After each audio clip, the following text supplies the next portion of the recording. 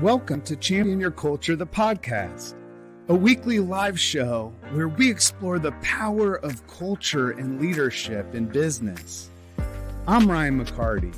And I'm George Rogers, and we go live every week to learn from each other and hear from other experts about how to effectively champion our team members and ourselves. So join us live every Wednesday on our social networks or subscribe. You can listen to Apple, Spotify, and Google Podcasts. Now, let's champion your culture. Yo, we are here for another edition of Champion Your Culture, the podcast. Halloween edition. I'm a big baby. All I have to say today is goo goo gaga. Goo goo gaga. You know, I had every intention. We talked about this last night and Monday. You know, we hung out Monday night at the Pacer game, and I was like, man, we should dress up. Yeah. We never said, oh, let's do it. Right.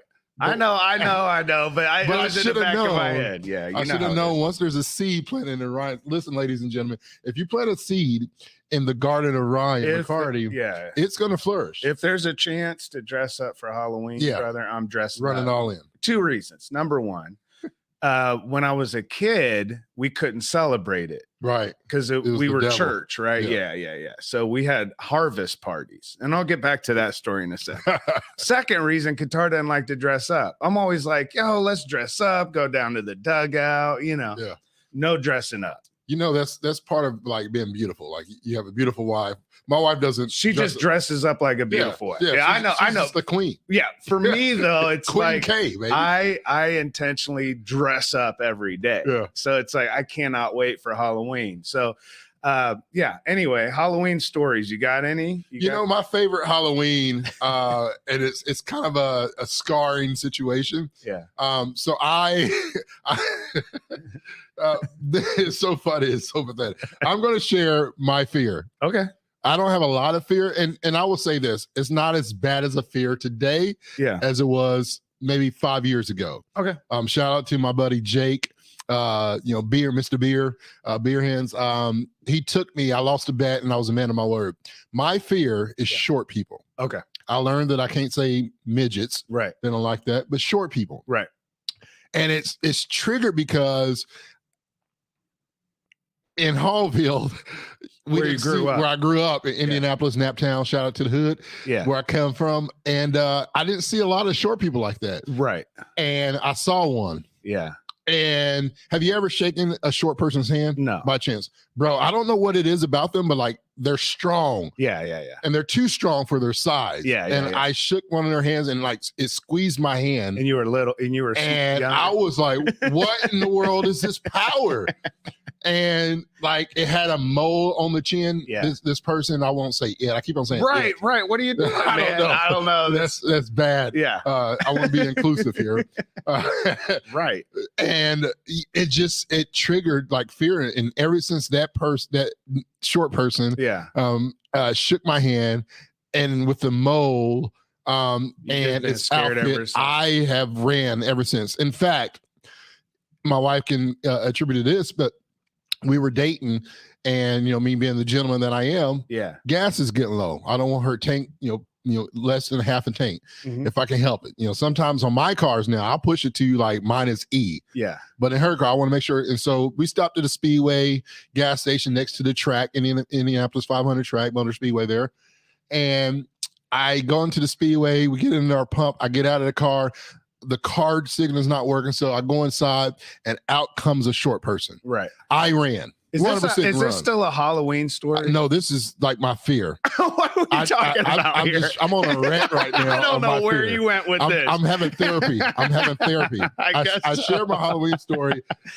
So nobody dress up as short people. That's the moral of the story. Don't be a short person because I'm liable to do one or two things: run or jump and kick.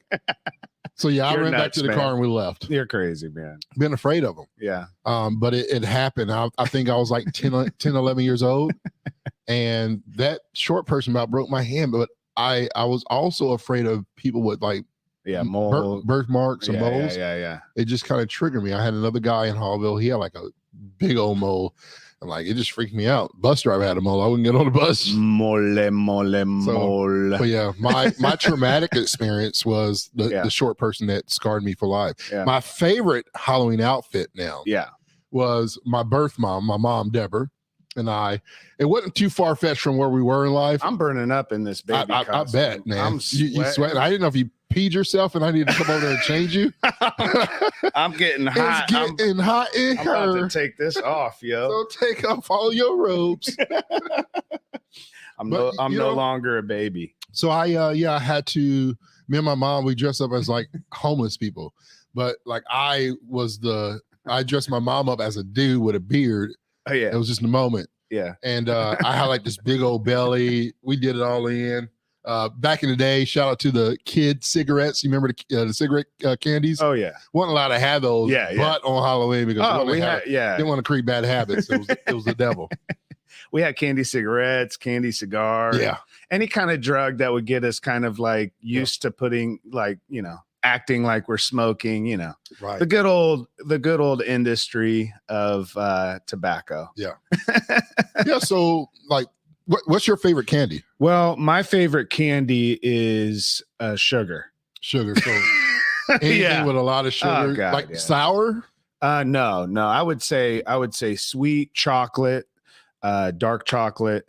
I like dark chocolate Snickers. I like fudge M&Ms. I like kind of like the darker chocolate, sweeter stuff. But the crazy thing about growing up in the church around Halloween was we were allowed to go to the church for a harvest party. Because that's really what the whole, the origination of it and everything, I suppose. I'm not really even sure where it all comes from. But if you dress up like a character, you're going to have to dress up like something that's relatable within the church space. So when I was a kid, my mom gave me the idea of dressing up like Moses. Oh, man. Yeah. So how do you dress up like Moses? Well, you need a robe. So I got a robe. I got a rope. I roped it around my waist. I got like a towel. Right around my shoulders and stuff. I look kind of like I just got out of the shower, But I made the beard out of cotton balls, which they don't stay together. So my beard's constantly falling the whole night. And I had to figure out how to have gray hair because I figured Moses was old. So I had this big white beard. We didn't have money to go to whatever store. Yeah. What was it back then? We had Kmart's. We had Kmart's. We had Rite Aid. Right, that was like the CVS's of Rite Aid. Yeah, they just went bankrupt like 2 weeks ago. Shout out to Rite Aid. Peace out, homie. Yeah. And so my idea of getting white hair. What would you put in your hair to make it white as a kid? Powder. Right, baby powder. Oh man, you didn't do it. Yeah. It looked like I had stuck my head down in a cocaine, like a kilo of cocaine. It was bad, man. Everywhere I looked like Pigpen walking into the church because anytime the wind would blow, it was like a whole dust storm. Yeah. Because my hair was caked in baby powder. Anyway. Oh, that's great. Hey, let's in the comments right now. Thank you again for joining us here on Champion Your Culture, the podcast sponsored by Culture Good. I'm interested as people are watching or listening to us. Yeah. Especially those who are listening to us live. Thank you so much for your for showing up for us. Drop in the chat, even if you're not watching live, whatever platform you're on, just make a comment if you're watching on YouTube, Facebook, LinkedIn, Twitter, Instagram, or if you're listening on a podcast platform of your choice. I'm interested in like, what's your favorite outfit? And then what's your favorite candy? Just drop those in the chat. Yeah. I always like to know because two reasons. One, it gives me a creative idea to bring like throwbacks. You know what? Things come back. I like maybe the it's not something that's not happening. In the day, my kid, he's been like a Power Ranger for the last 5 years. It's like Power Ranger Minecraft rotation. Yeah. And because we're like busy people, we like to do a lot. We did like trunk or treat, Friday and Saturday this past weekend. Yeah. And then some, pumpkin patch stuff. So he like mixed up his outfits. But I'm always interested, like, do adults still? I know some adults still dress up. Yeah, have adult, Halloween parties. Yeah, kind of have a adult fun. That's my question. At what age do you stop actually going door to door and getting candy? Oh, dude. I mean, Monday night we were at the but that's not the same as going in your neighborhood. And I didn't do that for my kid. I did it for me. Right. That's what I'm saying. But in the neighborhood, you said in the neighborhood. Yeah. Oh, 100%. You're never too old. Really? The problem is that you might run into grumpy. Yeah. Well, I don't want to. I actually like to give my candy to kids. So when I have an adult come up and ask for candy, I usually look at them like that $20 outfit's not getting you a free. You got to be dressed up if you're going out. Not even that. You're not getting candy. All my candy is for kids, homie. You're a Grinch? Yeah. Is there such a thing as like, Christmas has the Grinch? Is there a Halloween type of a Grinch? Absolutely. Scarecrow? What is he? The Reaper? The Creeper? The Reaper and the Creeper. Man, you got to share the candy. Not with adults. If adults are dressing up. Adults are dressing up. Nah, go get your own damn candy. Yo. Oh my gosh, Ryan. Where's the button at? That was the wrong one. There we go. Yeah. Anyway, we got to get into this topic today because we're going to stay on Halloween the rest of the hour. Listen, first 10 minutes is nothing but this is huge, man. This is a really big thing because when we get into this topic around, well, let's talk about it because a lot of people come into work wearing Halloween masks every day, right? Yeah. They wear the mask, they look happy, they go into the meeting, they say yes, they say, of course, I'll get that done. Sure. Yeah. Okay. Yeah. And then when you walk out of the room as a boss or manager, employer, a lot of the conversation, what I've experienced, I don't know everybody out there, the conversation around whether we want to do this or not doesn't happen when we're told to do it. It's when the boss leaves. Yeah. And then the conversation starts and people start saying what they really think. The problem is, as leaders, what happens when we have teams where we don't know what they're really thinking? What's really going on internally? Yeah. Because we talk about culture being how most people feel, believe, and behave most of the time. Feel and believe. How are people feeling? How are they believing? Unless they have the freedom and open communication, open environments to be able to express that. Yeah. So a lot of times we hold in what we really want to say. Yeah. And we don't say it. So today we're going to go over the 10 things employees want to say. Yeah. But don't. Or can't, or feel like they can't. And this is a really good thing. Yeah, I'm excited about this because, as we talk, this has been kind of brewing the last 2 weeks. We've been talking a lot about effective communication, what it is, what it is not. That feedback, right? And even constructive feedback. Somebody had no clue about our podcast last week. They missed it. It was like, I got to catch up. This is what they said to me because I asked them, I was like, what's 3 things that you would say to your employer if you knew there was no, going to be any no retribution. No retribution. There's not going to be anything that's going to come down on you. It's not going to set you back, hold you back, or out for that matter. And it was interesting. A lot of it is really tied to like work. We're going to get into some of these things. So I don't want to jump ahead and skip any of them, but it's literally all about some of the research we've been sharing over the last month, right? A lot of it, what we're sharing with the Lighthouse Research and Advisory and our team there, and Ben Eubank, shout out to them again. Yeah. But I'm excited to let's get into this top 10. Let's talk about, because I want to spend the next 45 minutes, if we can, 30-45 minutes.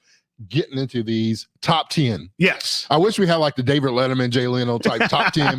Boom. We can do that. Yeah, we can have the drums. Let's jump into it if we could. So I'm gonna start with one, and then I'll say what the topic is that the employee wants to talk about. Yep. Then I'll say what they are thinking. Mm-hmm. And then I'll say what they really want to say. Yeah. All right. Gotcha. All right. Effective open communication. Da-da, right? The practice of conveying information in a clear, concise manner. Oh, sorry. Actually, number one, my apology. Number one. I was wondering where you were going with that. Communication and benefits. I'm reading the wrong thing. All right. I believe I deserve a raise based on the value I bring to the company and the current market rates for my role. Yeah. That's what they say. What they're really saying is, oh, how silly of me to think I might deserve a raise after practically carrying the company on my back. But hey, maybe I'm just overvalued compared to the market rate, right? Yeah. Yeah.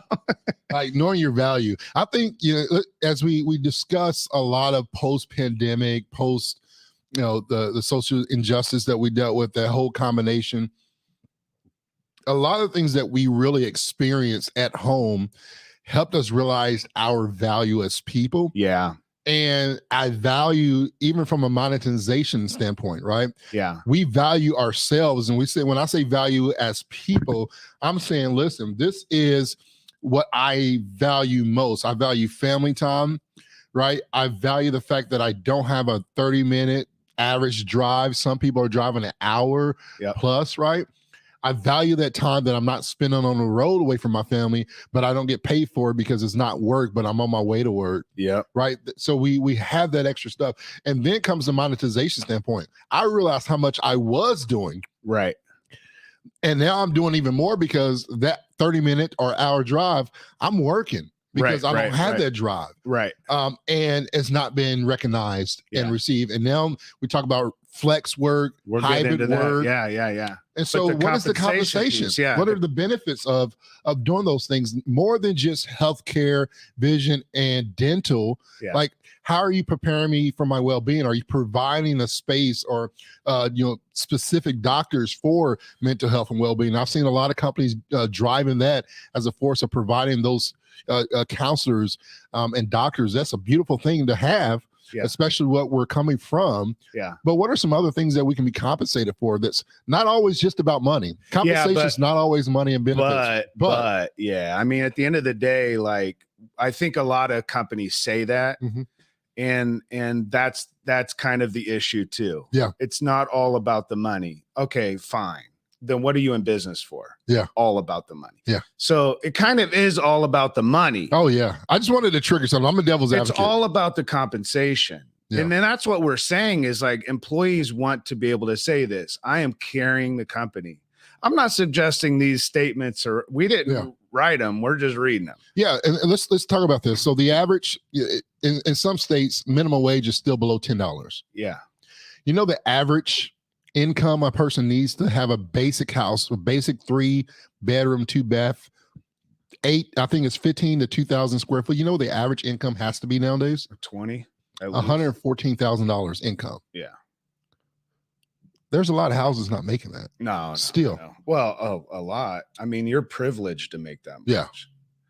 And that's the whole thing. I mean, when we're talking about what we talk about, these are real things, right? Like when we're talking about compensation, that's a real deal. And we're seeing the disparities of compensation and being told, you know what pays off? Hard work. Yeah. Well, if that's the case, then everybody that works hard would get paid off. Yeah.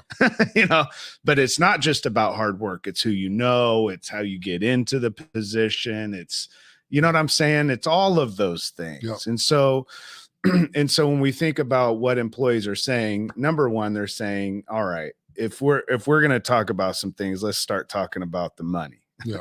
Number two is work-life balance. So they say, I'm feeling burnout with the current workload and need more flexibility to maintain a healthy work-life balance. What they're really saying is, just casually drowning in work here, but don't worry, I'll just squeeze in some me time between 3 a.m. emails and Sunday night prep sessions. There is no work-life balance. Yeah, we talk about this a lot, how there's a harmony and a rhythm to really what work and life is. It's really a marriage together. Yeah. It's that whole culture and strategy, right? Philosophy where it's together. Yeah. They sit down together. And you kind of move how you need to move. The importance of this to me is that it's different. What works for me from a work-life rhythm and harmony may not be the same reflection for you. Right. And so is that a flex schedule versus me? I might need a hybrid schedule to balance some things off. Not everything for me can be 8 to 4. I got a kid that doesn't get on the bus until 8:45 unless I drop him off at school, and that's 10 minutes later at 8:55, right? And so it's different. Your kid is out of school, right? But you have a cat. That may not be able to be fed. That damn cat can feed itself. Yeah. That's the thing. That's like an adult asking for candy. Yeah. If you're a cat, feed yourself. Yeah, figure it out. Figure it out. No, I'm kidding. Go to your bathroom. I love my daughter's cat. Yeah. Shout out to Honey. Honey, I love you. Wow. All right. But that work-life balance, a part of that is workload. And so how much of a workload are we putting on people that's causing them to have to answer emails at 3 a.m. and get prepped for Monday morning on Sunday night? Yeah. Like if people are starting to work Sunday night, they're not looking forward to a Monday morning work week. Yeah. Professional growth. That's the third thing. That's the third statement. You want me to keep rolling through these? Go ahead, man. All right, here we go. I'd appreciate more opportunities for professional development and training to further my career growth within the organization. What are they really saying? Wouldn't it be a wild idea if a company provided more opportunities for professional growth? I mean, not that evolving and expanding my skill set is important or anything. Yeah. Yeah. And this is another passion of ours, leadership development. Yeah. I mean, it's like you have these one-off trainings that a lot of companies do in the videos, but when it comes to development and investment within your people, and like that is the rehumanizing of business and giving employees opportunities for that growth. I think it's important on the growth standpoint, Ryan, that we also understand the investment and the impact that it has on an employee when an employee feels like they're being invested in. Yeah. There's that mental space that allows them to have some sort of freedom, right? Mm-hmm. I think of it as a garden. Me and you, and I'll have to share this picture and I'll post it on LinkedIn. Yeah.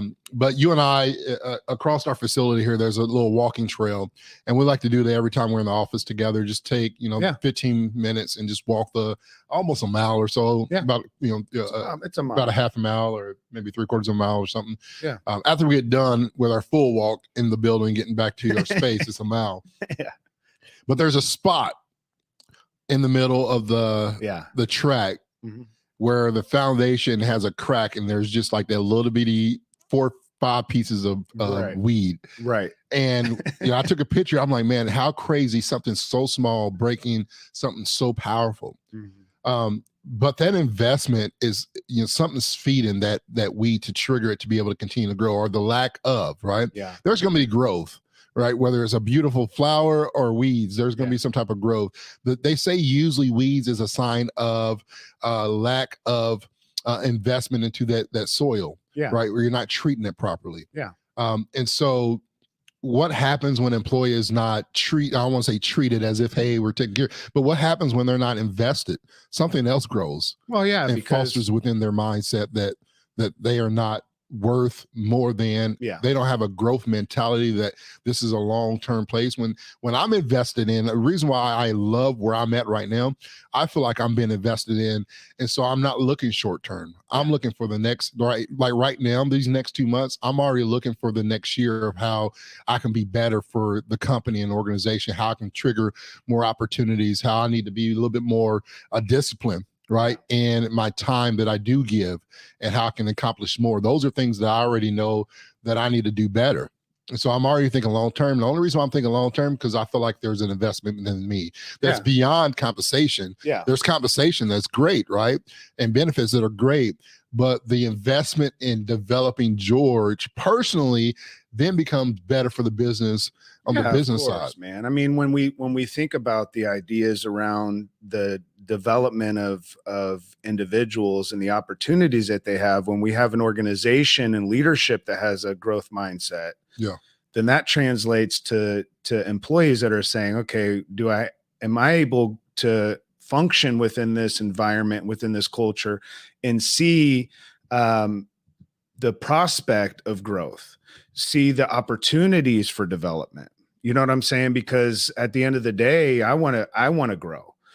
I'm not just here to grow the business. And as leaders, we shouldn't just be there to grow the organization. We should be there to grow people, and investing in people and giving them opportunities to find their footing, know their role, be able to grow.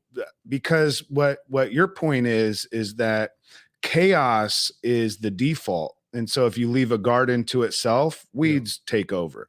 If you leave a car to itself and never change the oil, chaos takes over, right? Yeah. Things start to fall apart when we're not intentional with it, and people start to fall apart when we're not intentional about developing, growing, investing, and putting more effort into. So that's a big one, professional growth. 4, Let's roll through these. 4, feedback. We've been saying it and saying it and saying it loud. Oh, that was good. I like that. Yeah, you know. Saying it. That was good. Thanks. Thank you. That was good. I wish there was more frequent and constructive feedback on my performance rather than just annual reviews. Yeah. What they're really saying in a sarcastic way is, oh, another annual review? Can't wait, because hearing feedback once a year is totally sufficient. Yeah. Let's think about that. Yeah. Let's break that down. That's a great thing for us to break down on this podcast. So we talk about feedback all the time in our RSVP process that re-engages every quarter. And then this pops up. Yeah. This conversation around like once a year annual review. A lot of our people don't even work for us for an annual review. Yeah. It's that. And what happened? What are we getting throughout the year? Oh, God. Right. Like, I hear all the negativity of what we're not accomplishing and not doing, how we need to get better, or we have to do overtime because we're not hitting our numbers, right? And then once a year, I get feedback. That's wild, man. And that feedback probably isn't all positive. And it's usually feedback from like probably the last few weeks. Yeah. Because how do you give feedback for an entire year? This is the problem that I have with annual reviews, and there's no RSVP as we like to roll out every quarter, where there's not a quarterly, like we're recognizing and talking. When I think about as an employee, when I was back in the day, right, I always felt like feedback was just another way to minimize how I'm not going to get a raise. Like, as you're reading that, I'm thinking, oh, here goes all this feedback, but they're telling me I'm doing a lot of good stuff, but this is what I need to work on. Here's the annual review. So I'm not going to get that 3%, as if 3% is going to be a huge number anyway. You know, that 87 cents is, instead of 87 cents, I'm only going to get a 1% review. And so I'm thankful for that 15% raise. Yeah. Yeah. I know. It's horrible feedback. Well, let me ask you a question. So if once a year annual review is good and that's sufficient, is that sufficient for you and Amber? No. I was literally thinking about that. Like, how check in once a year? Can you tell your kid you love them just once a year? I mean, it's that. Yeah. It's not believable. Yeah. Right. Our annual reviews are not believable. Yeah. Yeah. It's kind of piece. No, I think about Dexter and Christmas. Like, Dexter loves Christmas, but he loves to give, like, he likes to give gifts.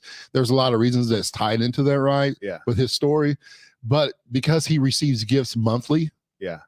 Christmas is not a huge deal, because we recognize him in different ways, things that he accomplishes, right? Yeah. When we first got Dexter, he had a bad speech impediment. He couldn't say coffee, it was coffee. Yeah. He couldn't say deodorant until like 2 weeks ago. I didn't even know how to say it. It was like deodorant. He couldn't say it. Yeah. And now he came to me. He's like, yo, Ryan, I can say deodorant, homie. Yeah. And so I miss those things. There's development and investment there. Yeah. And over time, we recognize those things so that when something big happens, that annual review, right?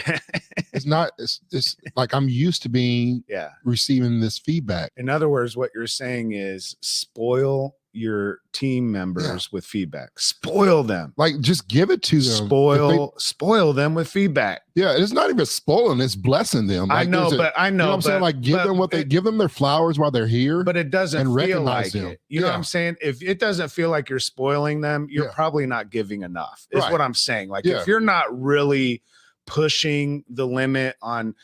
And I'm not suggesting that every single day you and I sit down and say, hey, George, it's time for feedback. But I'm saying, like, schedule it, get on the calendar, be consistent. Yeah. Make sure people feel that, because that adds an element of trust, security. Okay, I'm good. I've got my footing. I can grow here. You know, development without feedback. Yeah. Well, Ryan, it's two things. I think we do that. You know, and I'll praise you. I've been praising you for 3 weeks now, and I haven't got a pay raise. 15% annual reviews coming up. Yeah, we got what, 3 more months. But let's. There's internal feedback and there's external, right? Now, you don't always give me external. You don't always give me feedback, but you provide a table for feedback, and sometimes that feedback is my internal feedback, how I feel it. And what I'm believing, right? Yeah. We talk culture all the time, and that feedback culture is not always giving. Sometimes it's receiving, and it goes both ways. And so, like, when we say spoil your employees with feedback or bless them with feedback, sometimes it's not necessarily saying, Ryan, you're doing a good job. Ryan, you're doing a good job. Because that gets redundant and it gets kind of old. But it's that providing that opportunity for your employees to maybe let them have some feedback time, right? Where they're doing good. What do you feel like you're doing good?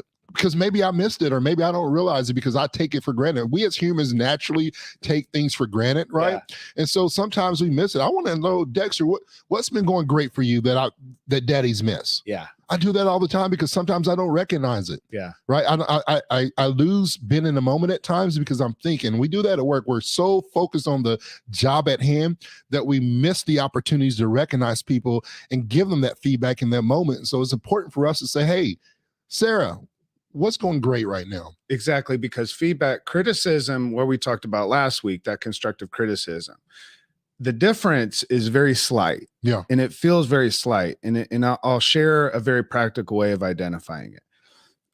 Say you're on stage, you do a keynote, you come off the stage.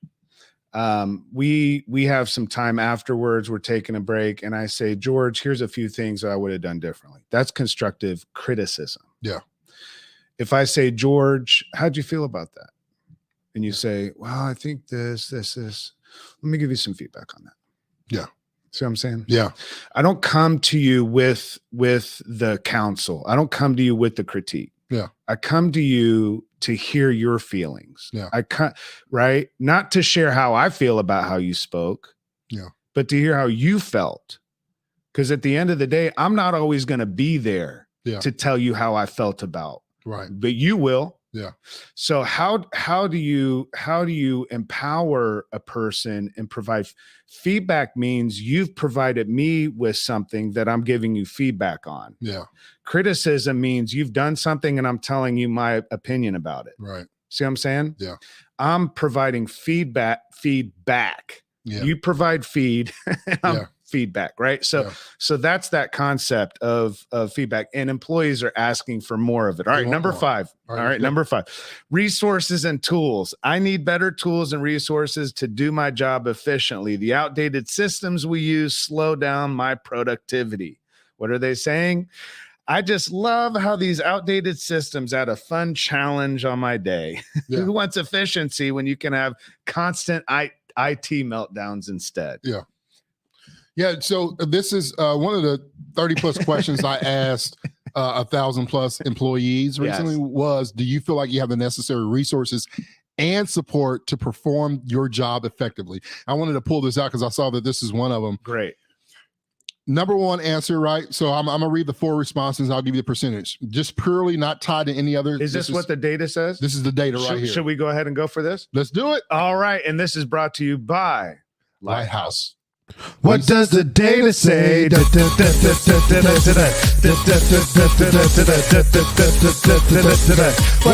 data say?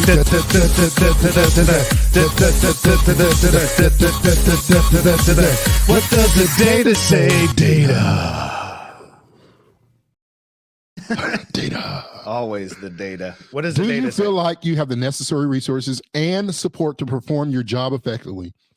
I have resources but lack support. 17% of people said I have resources but I lack support. Right. So the company's providing this, but my manager's not around. I don't have that.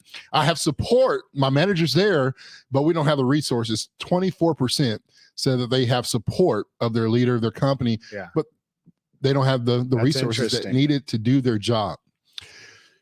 9% says I have neither. I don't have support. I don't have resources. Right. 50% say, yes, I have. Only 50%. So half of the employees are saying, yes, I have both. I have support and I have the resources. Only 50% of those. Only 50%. Only 50%. So half of the employees say, yeah, we got both. But then there's what you have 40% that says we have one or the other. You know what I used to hate? What's that? Flavor of the month resources. where you had like 500 signage. You all right? Saw that? Yeah. Don't sniff coffee, ladies and gentlemen. Don't sniff coffee. If you take your mouth off the lip too fast. I mean, at one point, at some point, your caffeine Pause. addiction's getting too big. It's taking over. You start sniffing coffee, you got a problem, yo. Yeah. That's like having wine in a sippy cup with your kid around. Yeah. Watch Trick or Treat and shout out to the adults out there.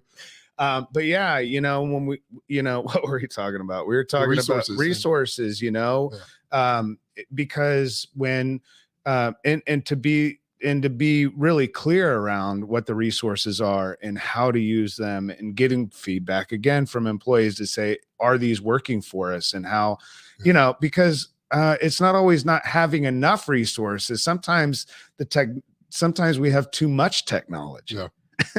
True. You know what I'm saying? Yeah. If I got to sign on to 4 different things in the morning before I can even start my job, like 4 different platforms. And so, yeah. I mean, we got to get clear with that. 6, this is a big one. Ooh.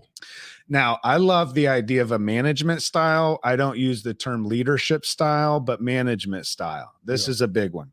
The micromanagement style makes me feel like my abilities are not trusted. And this is number 6. And it's affecting my morale and creativity. Yeah. What are they really saying? Micromanaging? No way. I absolutely adore having someone peer over my shoulder 24/7. Really boosts the old self-esteem. Yeah. Didn't train me good enough, but you, instead of training me properly, you just manage me. Right. Yeah. So and tell me what you would have done better, but you didn't really show me how you're going to do it better. Constructive criticism. Yeah. Constructive, right? It's like, micromanaging, peering over the shoulder. What is the result? The reason we micromanage is because there's a lack of trust. Yeah. Guess what builds more lack of trust? Yeah. Micromanaging, right? It's this feedback that's wrong within the organization. So when we think about constructive feedback, we think about constructive criticism and we think about constructive feedback, but there's also destructive feedback. Oh, yeah. Way to tear that down. You know what I'm saying? Literally. Yeah. Yeah. I've been underneath a couple of micromanagers that, and what I found is that one thing that they have in common is they're all aggressive. Yeah. Now, some of them are like upfront aggressive. Yeah. But the aggressiveness, that there's nothing like silent aggressiveness. Yeah. Right. Where it's you like just know they're fart. Looking. Yeah. It's like a silent fart. Don't trust it enough, but you squeeze it really tight. Yeah. Yeah. You can't hide it for very long. That's what I'm saying. Yeah. Because it becomes an expectation. Yeah. And that employee can't fully function into their work job because they just know that at some point that micro manager is going to come around and say what I didn't do right. Yeah. That criticism is going to be around the corner. So I might as well just come, or I might as well just wait to do the job when they come over and tell me, hey, this is what needs to be done. That's what happens when we have an employee that we have to micromanage. Yeah. Yeah.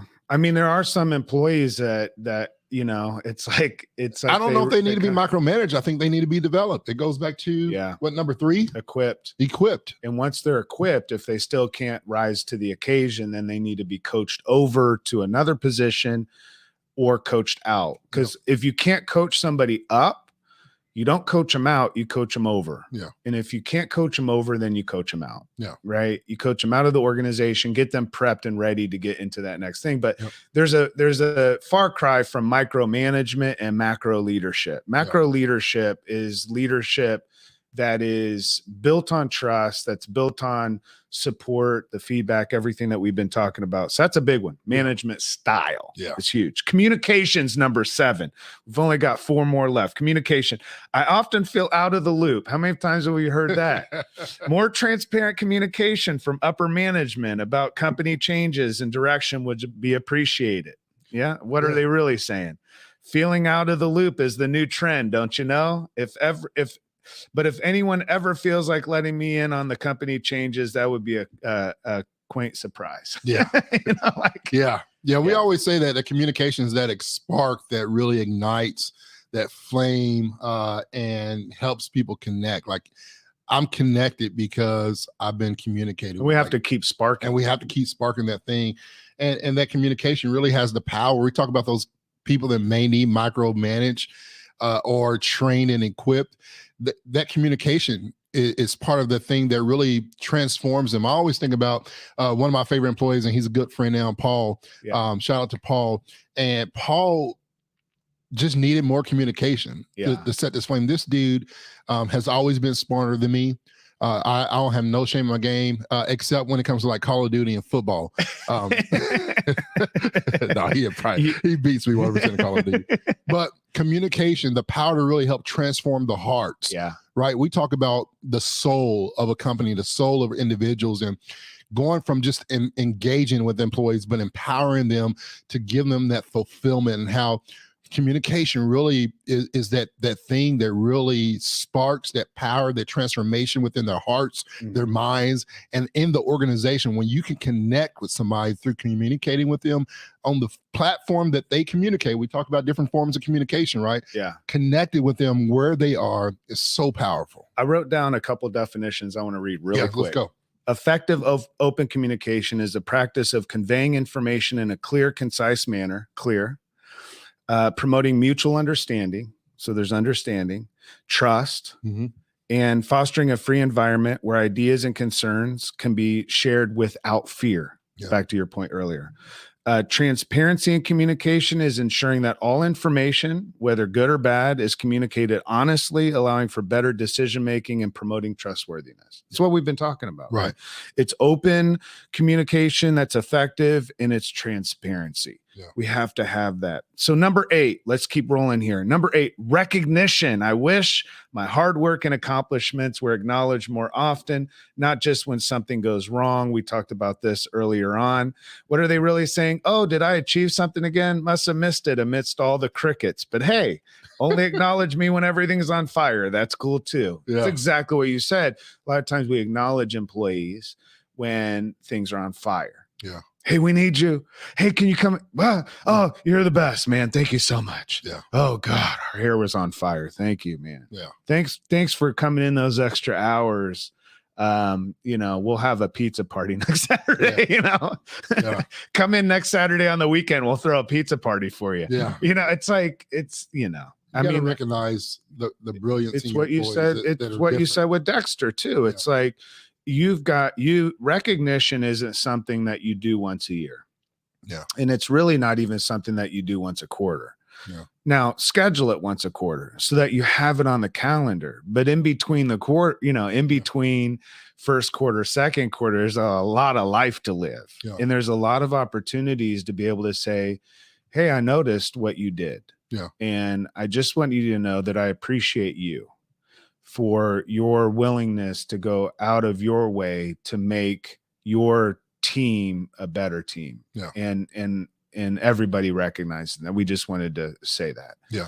And a lot of it's just being seen and being heard. It doesn't mean that you have to throw a pizza party or, there's all kinds of on the spot awards, and you can Google how to do recognition or reward, and you can spend a lot of money doing it, or you can look at somebody in the eyes and say, I really appreciate you. Yeah. That's true. So powerful. I just think, I go to a lot of Pacer games. I'm Dexter's a basketball junkie. He loves it. Yeah. It's something he's fallen in love with. So I'm excited about it. Hopefully he develops, and that's something that he wants to do. Right. Because I would love it.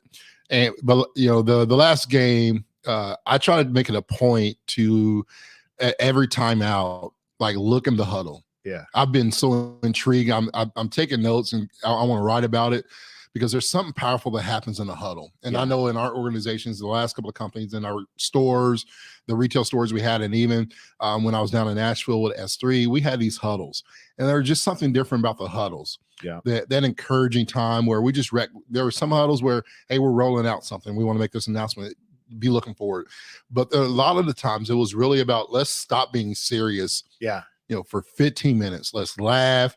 Rob McDaniel, his whole point of that is, let's laugh. Yeah. Let's have some stupid jokes. It ain't funny, but our laughs are going to make them laugh because it's funny, and they're going to think we're cheesy. It's going to be great. Yeah. Right. And right after that, we're going to eat.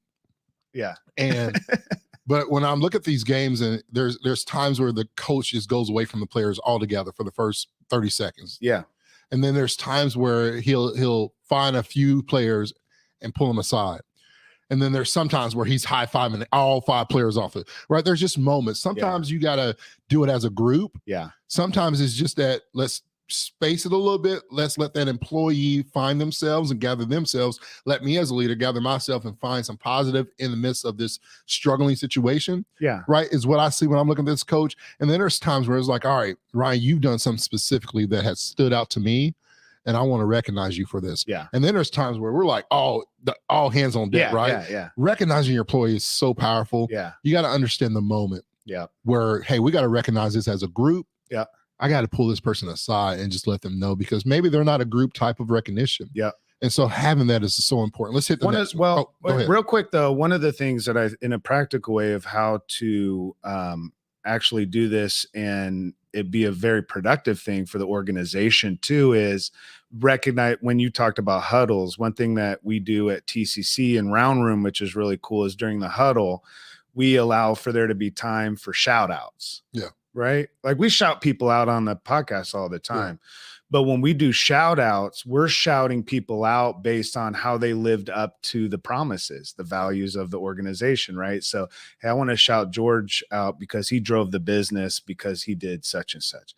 I want to shout Mandy out because she inspired others to join us in doing good because she did such and such, right? So you're driving those values deeper in and elevating them to priority in terms of the conversation and saying, what are we really talking about here? We're talking about us all living up to this idea of our business being more than just a profit center, that we're going to be a force for good. We're going to be and all of us are agents for good within that, right? And we're part of this movement, but we all feel part of it. And so I just wanted to mention that recognition and reward can really drive the values of the organization. Yeah. 9 and 10. We're coming up on the last 2, brother. Then we're going to close out. Hope everybody's still with us on live. And again, thank you for jumping on with us. Number 9, team dynamics. You can't get away from the team. There are issues within our team, is what they're saying, that need to be addressed. A lack of collaboration and occasional conflicts are affecting our collective output. They would never say it that way. What they're really saying is nothing like a lack of collaboration to spice things up. Who needs teamwork when silent feuds and office politics are so much more exciting? Yeah. You got departments. What happens when you have departments within departments, right? You got your micro cultures within cultures. Yeah. You've got people. These people get all the favoritism with the leader. These people over here huddle. I'm like, I'm just here for the paycheck, but if they don't pay me more, I'm leaving. Yeah, because I'm not recognized. I'm not appreciated. I'm not part of the inner circle. And I'm not willing to do what they're doing. There's not clarity. Yeah. I know. And I'm not part of the team. Yeah. When we think about culture, we always think about it as self-team business, right? So self is you as an individual, your team, and then the organization as a whole. When we think about the culture, how are you engaged with the culture? How is your team engaged in building and effective within the culture, and then how's the whole organization? Right. That team dynamic's huge, man. Yeah. Because if you don't have a strong team, it's an indicator that you don't have strong individuals. Right. It's true. It's true. It's true. In the same way, if you don't have strong individuals, it's indicator you don't have a strong team. That team dynamic's huge. Last one here. Innovation. Yeah. All right. I have many ideas that could benefit. I hear this all the time, that could benefit the company, but there isn't a platform and environment where I feel comfortable sharing or exploring them. Yeah. So innovation, in a sarcastic way, this is what they're saying. I've got this treasure trove of innovative ideas, but I guess I'll just keep them for the suggestion box that never gets opened, or better yet, the imaginary platform where ideas go to vanish. Yeah. The suggestion box. What changes need to be made? How many companies out there have a suggestion box and underneath it is a trash can? The suggestion box is just, there's no bottom to it, so you put the suggestion in, just falls right to the trash. Yeah. Just right in the dump. Hard times. Yeah. There is I'm gonna look for this. If you got some more to say, I want to pull up it's another stat that's pretty interesting on this, because it's around culture. And so I want to share this stat as soon as I can find it, because I would say, as you're looking that up, in terms of innovation, a lot of companies have avenues for people to express new and fresh ideas. I mean, you're really tapping into a resource when you recognize that the people that know the workplace and know innovation within your work are going to be those that are in the midst of it, right? You're not innovative when you're hands off. You're innovative when you're hands on. And so those that are hands on are frontline employees and frontline managers. They're going to be the ones that have those innovative ideas that can be cost savings. They can help with efficiencies, help with redundancies, right? To get rid of those.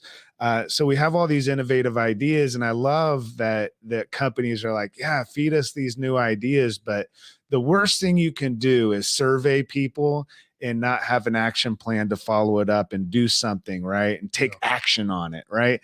To hear feedback from people and not change anything, or to hear innovative ideas and never implement those ideas, that just kills the spirit and creative expression of the entire organization, you know? So when we talk about functional versus dysfunctional cultures, one of the questions that we asked that kind of tie with that was, how comfortable are you with giving feedback to your supervisor or your manager? Right. Like the 360. The 360. Like, so I feel comfortable giving feedback from the functional versus dysfunctional. Those people who said our company culture is dysfunctional are 2 times less likely to be comfortable giving feedback to the direct manager or supervisor. Like when they say, man, this culture sucks, it's not functional. I think it's 2 reasons. I think it's 2 reasons. Why should I care? There's no point if you don't. About, exactly. You don't care about me. Why should I care about the feedback that I'm giving you? Because the way you make me feel and believe. Man, the worst thing that we hear all the time is, I feel like I care more about people and the culture than like the owner, or like the CEO. And I mean, I probably hear it every week. How do you do this like culture good thing when you don't have leaders and support, and you don't have owners, and the C-suite could give a shit about people? And they say they love people, you know, and they get on stage or they take the pick or they, you know, but at the end of the day, they don't love people, they use people. They love them because they get something out of them. It's transactional. And so, and again, yes, we want to have productive, effective employees, but where are they effective and productive? If we think about a garden, you know, how are we facilitating, cultivating an environment where they're going to flourish, where they're going to feel fulfilled, where they're getting the nutrients and the growth and the experiences that they need to have and the support that they need to have? You know, there's some, you know, within plants, like you can't just plant a seed and leave it, you know, like you put a stake in the ground, and as it grows, you provide that support so that it doesn't just fall over and just die on, you know, on the vine. Like if you want there to be a productive, effective culture, we have to intentionally champion and cultivate that, and listen, receive feedback, and be able to provide the kind of support our employees need. But that open communication and vulnerability and transparency, employees are wanting that. I don't know. I don't know if we can get there. It's going to take a lot of concerted effort by leaders that are saying, this is a type of environment I know I'll flourish in. I want to build that and create that and cultivate that for my team. Yeah, that's important. You know what I'm saying? Yeah, that's so good. I'm trying to think which of these top 10, as we're looking at these top 10, like which one really sticks out the most to you? To me. Yeah. And it just really varies, because I think there's a lot of not necessarily saying for this company but I think when it comes to importance and what we hear the most, a lot of this is really about the feedback, about the work-life balance and harmony that they desire to have. And it all ties to, George, if we can just have leaders that listen. Well, and that's what I think comes out of all this. Leaders that listen and support. Yeah. We just talked to a leader, and she sits in that middle management, which is where a lot of the breakdown of culture is. But the reality is, a lot of our VPs and team leaders and middle managers and that frontline leadership component, they're trying to like be this buffer, you know, and they're like, well, I'm seeing the disconnect too. Like people aren't listening up there. you know? And it's really important for us to understand that you can't lead people you don't first love. And the way that we see love is by being there and being present and listening. So you can't really lead people till you love and listen to them. And you got to lead yourself first. And that's and it. love yourself first. Listen to your own soul. Listen to yourself. Powerful. Make sure you're saying the right stuff. That's so powerful. Hey, shout out to everybody that's joining again and watching us. We appreciate everybody joining us today on Champion Your Culture, the podcast, sponsored by Culture Good. 3 quick takeaways, and let's wrap it up with this. I think it's important that we talk about the 3 takeaways. Number 1, obviously, is active listening, as we just talked about, and having that listening more, listening first mentality, and listening more than just hearing. First and listening more. That's awesome. So having that. Number 2, prioritize transparent communication. Transparency is important in all levels. We talked about in the first few was pay and benefits, right? And compensation and benefits. Having transparency and just what's going on in the business and clarity when there's good times, when there's bad times. Just being honest about what's going on. People need to know, so they know where they're at and they have their footing. The last thing you want to be is on a boat and the captain's not telling you why it's going like this. Got to have a sense of direction. And then the final one is let's make sure we as leaders and people empower and recognize. Right? Empower and recognize. And I want to encourage everybody out there, because I feel like there's a lot of people in our audience that we have communication with. They're PMing us and sending us personal messages outside, and we love it. Please continue to do those things. Reach out to Ryan and I.